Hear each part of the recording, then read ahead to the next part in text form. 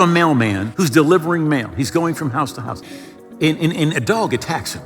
So what he does is he leaves the mail in the truck and he gets spray. He gets a club. He gets all sorts of equipment on him so that the dog can't bite him and walks up and down the street looking for the dog. How many of you know he's missing his purpose? His purpose is to deliver mail. Our purpose is to bring the kingdom.